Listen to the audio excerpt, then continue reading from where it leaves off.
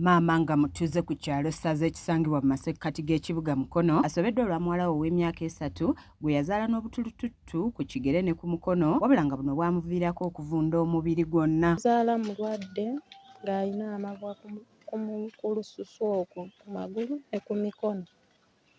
Ne bijja nga bitambula butambuzi bwe bityo bikola ebiziiro ne bimusiiwa ne yeetakula omubiri gwonna.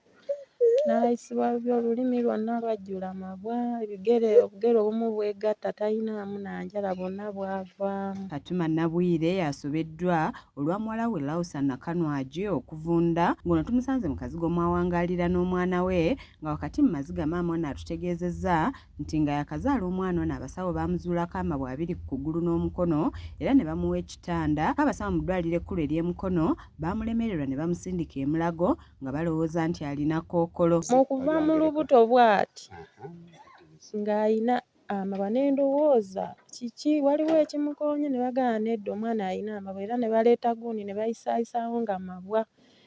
Kati neeno mu maviivi awo ku dispensary baamusibanga ne zigoozi nga buli we baggyako omusaayi muyitirivu nnyo ne bagamba omwana ono ebigere bigenda kukutukako.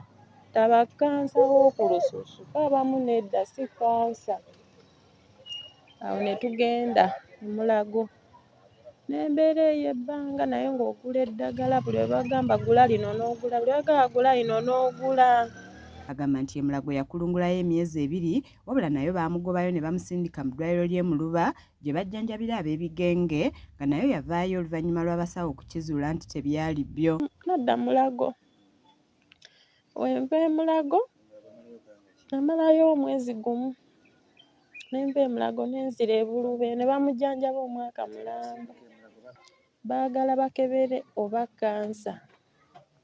Ne bagamba talina kansa, owa kansa tafaanana bw'atyo. Enviiri singa teziri bwe zityo. Wabula alina kirabika bigenge. Ab'e Mulago nga bwe baŋŋamba. Dokita ne baŋŋamba nedda mutwale waliwo eddwaliro liri eyo e Buluba lye bagamba ery'ebigenge. Engeri enjala gye zivaamu biyinza okuba ebigenge.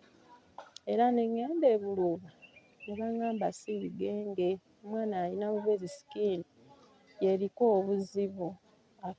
Akagundi ke kano ak'okungulu kagonda nnyo. Ono agamba nti mu kiseera kino asobeddwa kuba yeetunzeeko buli kimu asobole okujjanjaba muwala we naye bikyagaanye ng'ono alajanidde abazira kisa okuvaayo bamudduukirire asobole okutaasa obulamu bw'omwana we. Mpulira sirina omwana ng'ali mu bulumi. Ayulikira ddala era ayulika. Buli w'okwata eddiba ne livaawo ne yeetakula n'obeerawo nga tobitegeera.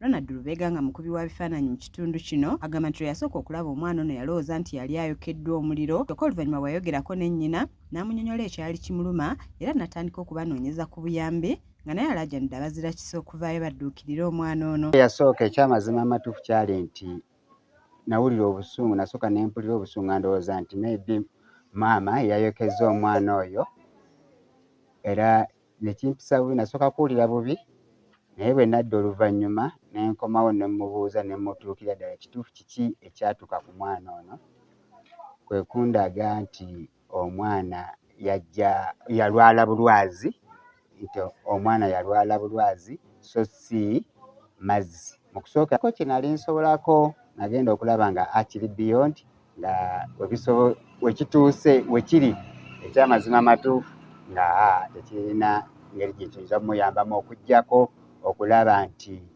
okufuna abantu abalala bamuzira kisa.